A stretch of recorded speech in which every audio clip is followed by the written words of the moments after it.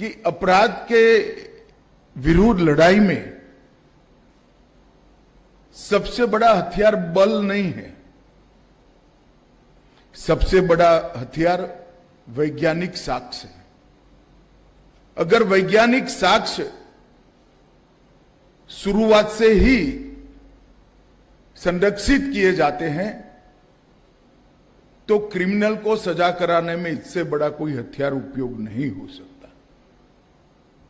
और फिंगरप्रिंट ये वैज्ञानिक साक्ष्य इकट्ठा करने की हमारी जो मशक्कत है, इसमें फिंगरप्रिंट और फिंगरप्रिंट का रिकॉर्ड और रिकॉर्ड का उपयोग इस सबसे बड़ा महत्वपूर्ण अंग है।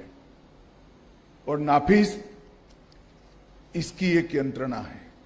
नाफिस का प्रयोग 2003 में सबसे पहले गुजरात में अहमदाबाद शहर में शुरू किया गया था, फिर गुजरात के स्तर पर लाए, और जब मैं यहां आया तब नाफिस को अखिल भारतीय स्तर पर हमने इंट्रोड्यूस किया।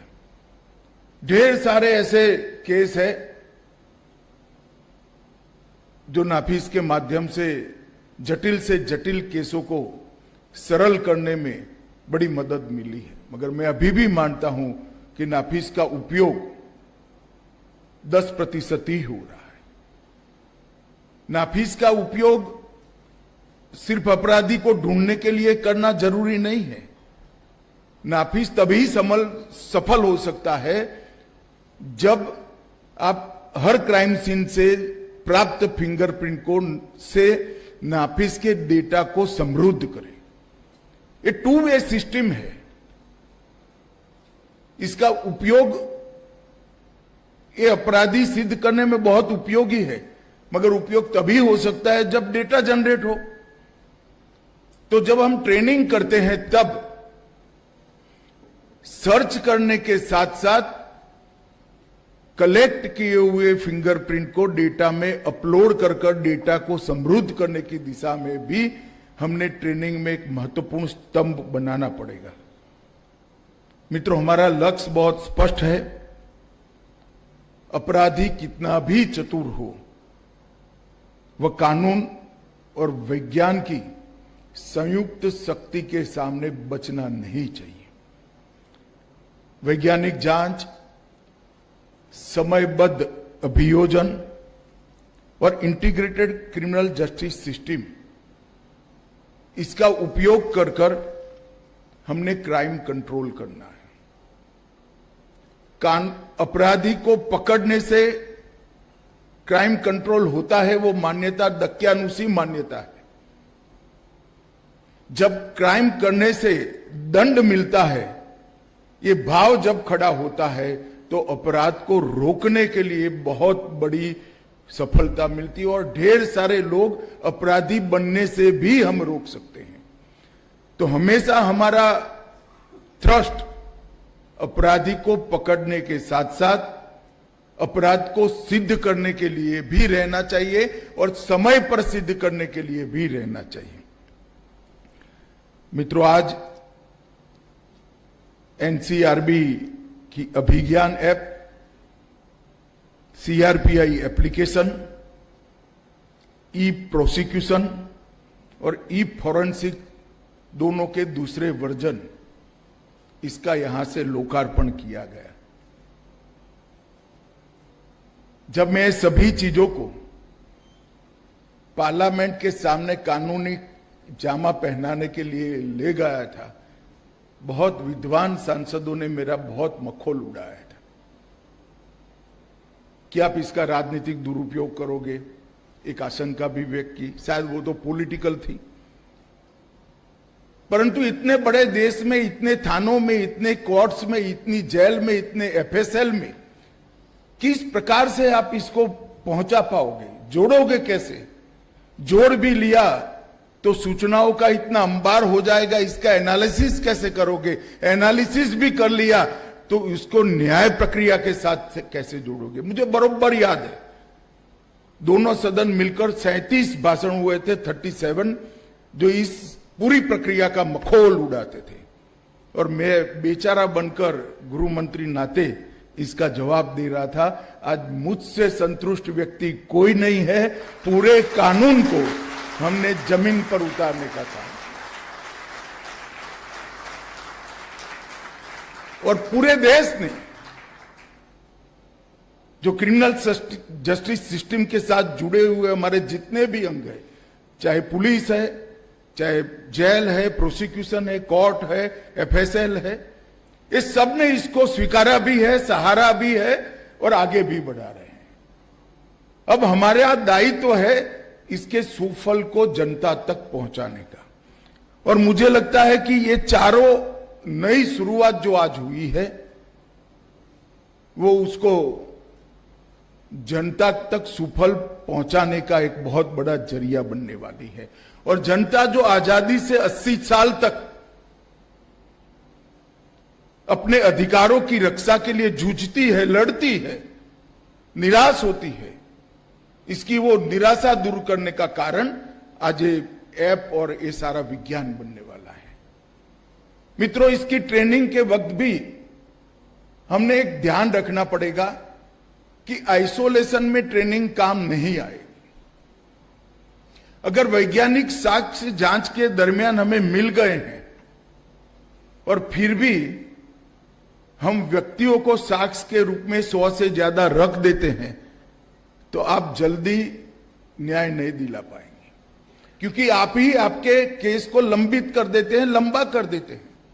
अगर फिंगरप्रिंट मिल गया अपराध के स्थान पर से, टेलीफोन अपराध के स्थान से, टावर से इसका मिलान हो गया और अपराधी की सीआरपीआई एप्लीकेशन से शिनाख्त हो गई तो 5 से ज्यादा साक्ष्य रखने की जरूरत नहीं है। 60 दिन में उसको सजा हो जाएगी। और ऐसे कई केस नए कानून के बाद उपलब्ध है जिन्होंने 90 दिन के अंदर अपराधियों को जन्म टिप तक की सजा कराई। तो हमारा ट्रेनिंग आइसोलेशन में नहीं होना चाहिए, ऐप के उपयोग तक सीमित नहीं रहना चाहिए। ऐप का उपयोग कर कर वैज्ञानिक साक्ष्य सृजित कर कर चार्जशीट तक की ट्रेनिंग करनी पड़ेगी और उसके बाद में अभियोजन और ज्यूडिशरी को भी ट्रेन करना पड़ेगा कि इतने साक्ष्य है तो और कोई साक्ष्य की जरूरत नहीं है। और इसीलिए जरूरी जितने भी बदलाव है जुडिशरी का भी काम सरल करने के लिए और प्रोसिक्यूशन का भी काम सरल करने के लिए वो हमने नए कानूनों में समाहित कर लिए। तो पुराने दक्यानुसी जितने भी डायमेंशन थे सजा कराने के, वो सारे डायमेंशन डायनेमिक तरीके से हमने चेंज कर कर एक वैज्ञानिक साक्ष्य के आधार पर प्रोसिक्यूशन की टाइम को सीमित करने का प्रयास किया गया। मगर जब तक ये हमारे इन टोटो ट्रेनिंग का हिस्सा नहीं बनेगा, परिणाम नहीं आएगा।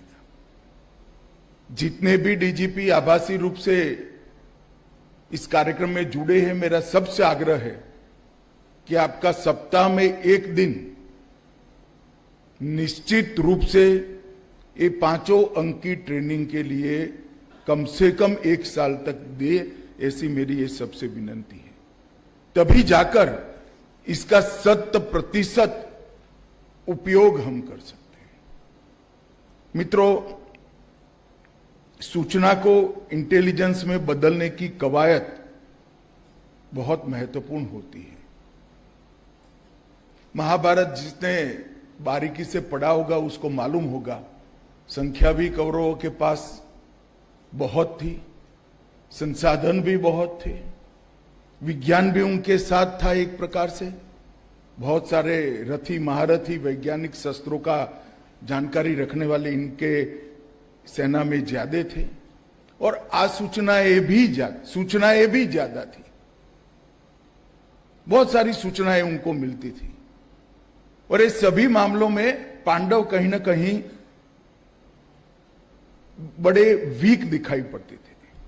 अब बारीकी से महाभारत का युद्ध का विश्लेषण करिएगा तो, परंतु वहां एक निशस्त्र आदमी अर्जुन के सारथी के रूप में बैठा था जो सूचना को इंटेलिजेंस में तब्दील कर कर युद्ध के फैसले करता था और अंततोगत्वा श्री कृष्ण के कारण ही ये युद्ध पांडव जीत गए।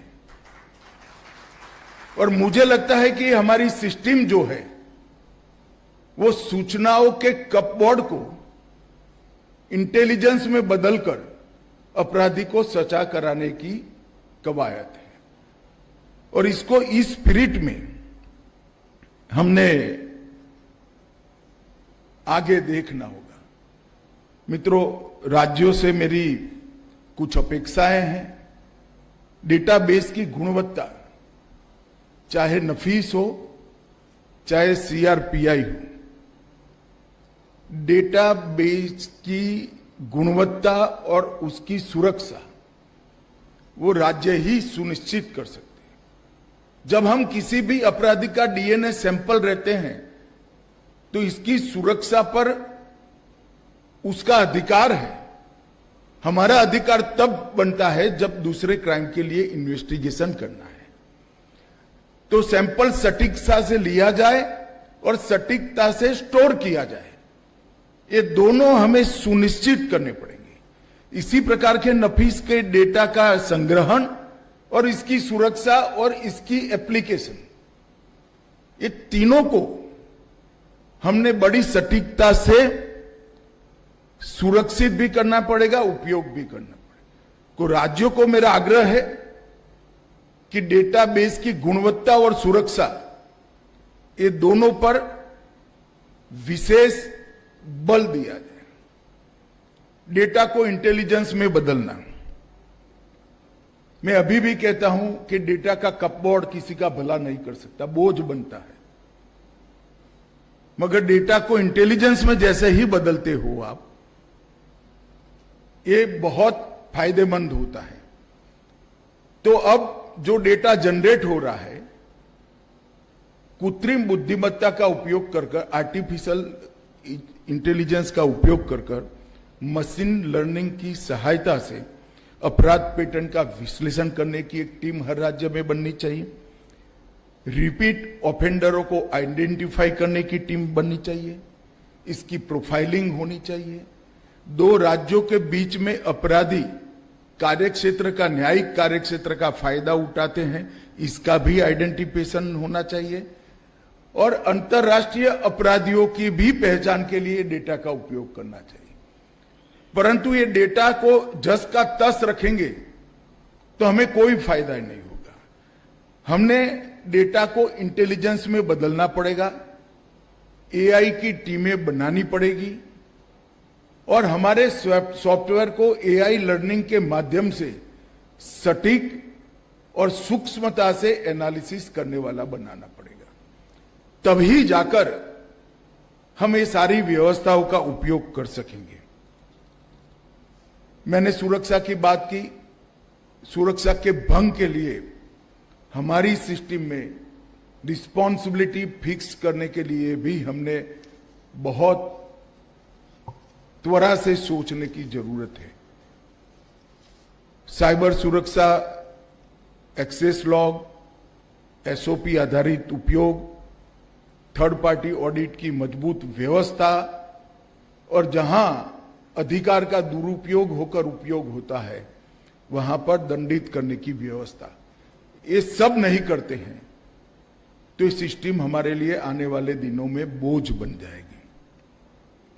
जैसा मैंने पहले कहा, प्रशिक्षण को ज्यादा व्यवहारिक बनाना होगा। चार्जशीट्स चालान की साइज को छोटा करना पड़ेगा। उपयोगी साक्ष्य को ही कोर्ट के सामने ले जाने के लिए आपने आग्रह करना पड़ेगा। और टेक्नोलॉजी के उपयोग और कोर्ट में देरी न हो, इसलिए हमारे नए कानूनों में जितने भी प्रोविजन किए हैं, इसके उपयोग को प्रोसिक्यूशन के पीछे पड़कर सटीकता से कराना पड़ेगा। तब जाकर हम समय पर न्याय दे पाएंगे। तो प्रशिक्षण के मॉड्यूल में इस सारी चीजों को हमने समाहित करना पड़ेगा। मैंने कुछ राज्यों के प्रशिक्षण के मॉड्यूल देखे हैं। कोई अदरवाइज न ले, मगर एक भी मॉड्यूल में चार्जशीट कैसे छोटी की जाए इसकी कला आप आईओ को नहीं सिखाते हैं, तो फिर ये तकनीक का क्या फायदा है भाई? फिंगरप्रिंट का मिलान हो गया, टेलीफोन टावर का मिलान हो गया, चेहरे का मिलान हो गया, आंख का और डीएनए का मिलान हो गया, और फिर आप 250 साक्ष्य के साथ कोर्ट के सामने जाते हो, तो तकनीक क्या करनी है? व्यवहारू प्रशिक्षण अनुभवी प्रोसिक्यूटर्स ने तैयार करना पड़ेगा। एक क्राइम सीन के चांस प्रिंट के कलेक्शन, प्रिजर्वेशन और अपलोड करने की प्रक्रिया में दूषित न हो, इसके लिए भी बहुत सटीकता से मेहनत करने की जरूरत है। मैं सब कहने की इसलिए हिम्मत कर रहा हूं कि पहला चरण आप लोगों ने बहुत अच्छे तरीके से कर लिया है, मगर ये छोटी छोटी बातें अगर हम ढंग से नहीं करते हैं तो हमारी मेहनत पर पानी फिर जाएगा। तो घटनास्थल पर थोड़ी सी भी लापरवाही होगी, अदालत में हमारी स्थिति को कमजोर कर देगी। तो प्रशिक्षण में चांस प्रिंट्स का सख्त प्रबंधन ये प्रशिक्षण का हिस्सा होना चाहिए। इंस्टीट्यूशंस और स्टेट के बीच में, नेबर स्टेट के बीच में कोऑर्डिनेशन की व्यवस्था को भी प्रशिक्षण के अंदर हमने इनबिल्ट करना पड़ेगा। और इन्वेस्टिगेशन, प्रोसिक्यूशन और कन्विक्शन, ये पूरी चेन में तकनीक का सक्रिय उपयोग के लिए भी हमने बहुत अच्छे तरीके से काम करने की जरूरत है। मित्रों, आज मैं आप सबके सामने कहना चाहता हूं कि आप सबके ही प्रयास से, सभी राज्य सरकारों की, पुलिस के प्रयास से आज सीसीटीएनएस का 100% मतलब 17,840 थानों में सीसीटीएनएस की रीच पहुंचाने में हम सफल हो गए, और 37 crore 86 lakh FIR legacy data सहित आज हमारे पास उपलब्ध है। ई कोर्ट में 22,000 अदालतें जुड़ चुकी हैं। इनके लेगेसी प्रोसिक्यूशन को ऑनलाइन करने की प्रक्रिया भी चल रही है। ई प्रिजन में 2 करोड़ 70 लाख कैदियों का डेटा आज हमारे पास उपलब्ध है।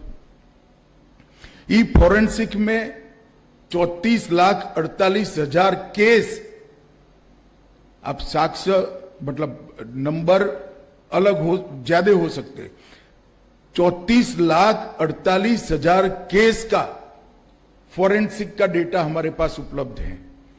और क्राइम एक्ट का 43,16,000 का अलर्ट, उसका डेटा भी उपयोग है।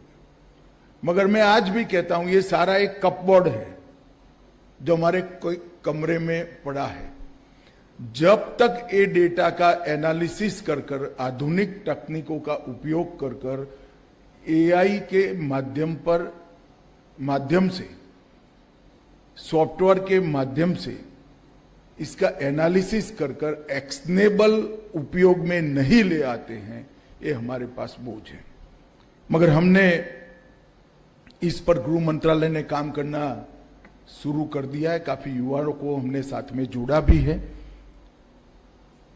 अब 1 करोड़ 29 लाख फिंगरप्रिंट का जो रिकॉर्ड है, नार्को ऑफेंडर का रिकॉर्ड है, लगभग 9,19,000 नार्को ऑफेंडर का रिकॉर्ड है।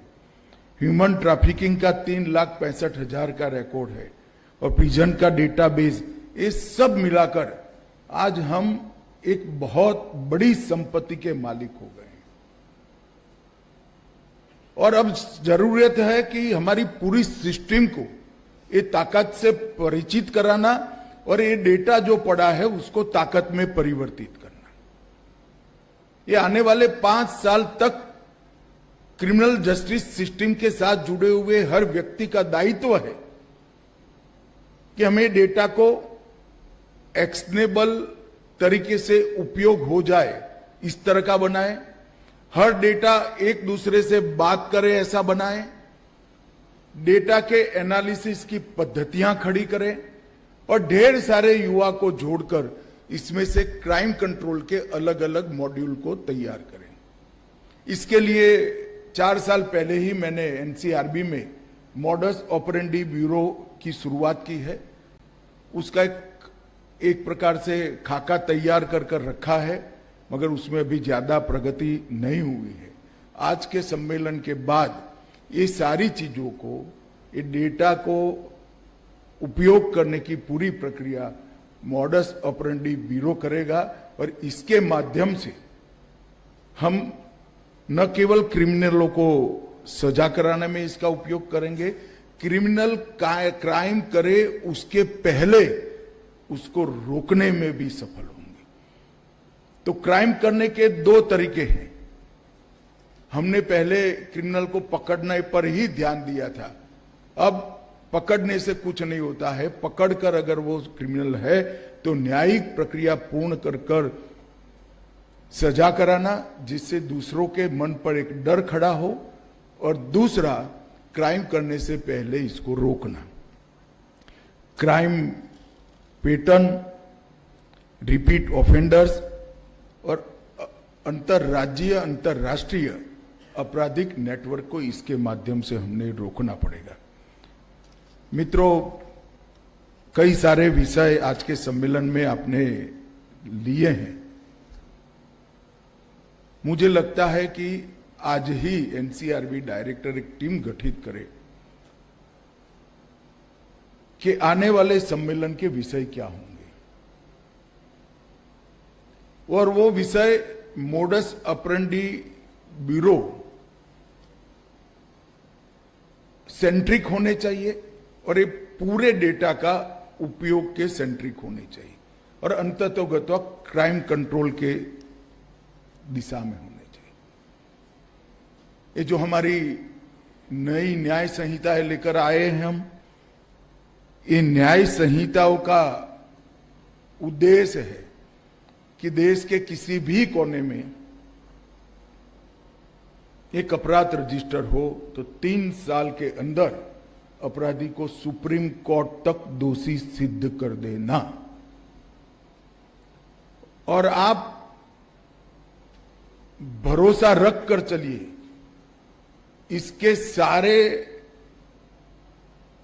लूफोल्स जो सिस्टम के वो आइडेंटिफाई कर दिए हैं। 90% लूफोल्स कानून आधारित था, उसको, वो छिद्रों को भरने का काम कानून में ही समाप्त हो चुका है। और वॉल्यूम आधारित जो देरी है उसको कम करने के लिए हम भारत के सर्वोच्च न्यायालय के साथ बहुत सक्रिय रूप से चर्चा कर रहे हैं। हम सांध्य अदालतें भी बनाने जा रहे हैं। हम हाई कोर्ट की और सुप्रीम कोर्ट में पेंडिंग क्रिमिनल केसों के निपटान के लिए नई व्यवस्था के लिए भी सक्रिय रूप से सुप्रीम कोर्ट ऑफ इंडिया के साथ भारत सरकार का गृह मंत्रालय चर्चा में है। तो देरी तो किसी भी तरह नहीं होनी दी जाएगी, ये दृढ़ संकल्प है। परंतु सिर्फ जजों की संख्या, प्रोसिक्यूटर्स की संख्या से काम नहीं होगा। हमने भी हमारे चालानों को वैज्ञानिक रूप से बनाना पड़ेगा, प्रोसिक्यूशन के पीछे पड़ना पड़ेगा, कम से कम डेट में हमारा केस का निर्णय आ जाए वो करना पड़ेगा, और कोर्ट को सहयोग भी करना पड़ेगा। उस दिशा में जाने के लिए जितने भी तरीके सृजित करने हैं, मैं मानता हूं क्राइम रिकॉर्ड ब्यूरो का ये जिम्मेदारी है। और इसी के लिए क्राइम रिकॉर्ड ब्यूरो को शायद किसी जमाने में बनाया गया होगा। अब समय आ गया है कि बनाने वाले व्यक्ति ने जिस विजन के साथ बनाया होगा, इसको हम जमीन पर उतारें। आज जो कॉन्फ्रेंस हो रही है, मैं तो कम से कम इससे बहुत आशान्वित हूं, क्योंकि क्राइम रिकॉर्ड ब्यूरो ये हमारी आपराधिक न्याय प्रणाली का बहुत महत्वपूर्ण अंग है। मैं जिस दिन से गृह मंत्री बना तब से कहता हूं, बीपीआरएनडी और एनसीआरबी के बगैर इस देश का क्राइम कंट्रोल होना असंभव है। मगर ये महत्वपूर्ण काम को शायद इतनी तवज्जो नहीं दी गई थी। एनसीआरबी के लोगों को बहुत बहुत बधाई कि आपने आपके पुरुषार्थ से ही आपका महत्व साबित कर दिया और आने वाले दिनों में एनसीआरबी की बहुत बड़ी भूमिका है। फिंगरप्रिंट ब्यूरो भी एक प्रकार से बहुत उपयोगी उपकरण है हमारे उद्देश्य के लिए। और आज की जो आपकी कॉन्फ्रेंस है, इसमें सिर्फ तकनीक पर चर्चा न हो, इसके व्यवहारू उपयोग पर हो, डेटा संग्रह करने की शुद्धतम पद्धति को बनाने पर हो, मतलब क्राइम सीन पर से डेटा लेने की शुद्धतम पद्धति बनाना और संग्रहित डेटा को सुरक्षित करना और पुलिस थाने से नफीस के अंदर डेटा सर्च में कम से कम टाइम लगे, इस प्रकार की तकनीक को डेवलप करना। इस दिशा में हम आगे बढ़ेंगे तो मुझे लगता है कि हमारी उद्देश्य पूर्ति के लिए बहुत सहयोगी होगा। फिर से आज की ये कॉन्फ्रेंस जो शुरू हो रही है उसको मेरी अनंत अनंत शुभकामनाएं हैं। वंदे मातरम।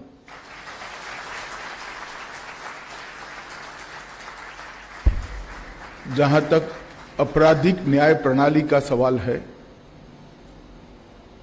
हमारा देश ट्रांसफॉर्मेशन से कालखंड से गुजर रहा है। एक जमाने में थाना कानून और व्यवस्था इसको संभाल रखने का एक मुख्य उपकरण माना जाता था। कहीं पर भी झगड़ा होता था, कोई डिस्प्यूट होता था तो थानेदार साहब आकर इसका फौरी तौर पर समाधान करते थे। नहीं होता था तो केस होता था और सालों सालों तक केस लंबित रहता था। थोड़ा आजादी की यात्रा में हम आगे बढ़े, थाने का स्वरूप क्राइम कंट्रोल के रूप में भी परिचय में आने लगा। इन्वेस्टिगेशन शुरू हुए, अपराधी पकड़े गए और उनको कोर्ट के सामने पेश करना, जेल में ले जाना, यहां तक की प्रक्रिया पर थाने का एक कंट्रोल भी था और अच्छा खासा रसूख भी था। मगर अब समय आ गया है कि आपराधिक न्याय प्रणाली को, हम देश के हर नागरिक को हमारे संविधान ने जो अधिकार दिए हैं वो अधिकार प्राप्त करने का एक उपयुक्त साधन बनाए। किसी के अधिकारों का हनन होता है, शरीर हो, संपत्ति हो या सम्मान हो, ये तीनों के रक्षा के अधिकार हमारे संविधान ने दिए हैं। इसका कहीं पर भी हनन होता है और सालों सालों तक हनन करने वाले को सजा नहीं होती है, तो मैं मानता हूं ये पूरी सिस्टम बेमानी है। अगस्त 2019 से हमने एक अभियान शुरू किया था, आपराधिक न्याय प्रणाली के कानूनों में आमूलचूल परिवर्तन, उसको समय अनुकूल बनाना, आधुनिक विज्ञान और तकनीक को इसका एक महत्वपूर्ण अंग बनाना और एफआईआर को लॉजिकल एंड तक, अपराधी को सजा कराने तक 3 साल तक पहुंचाना, 3 साल में सजा कराने की तक की व्यवस्था सुनिश्चित करना। जब शुरू किया तब मेरे जो साथी थे शुरुआत की यात्रा में एक प्रकार से मुझे चेताते भी थे और हतोत्साह भी करते थे।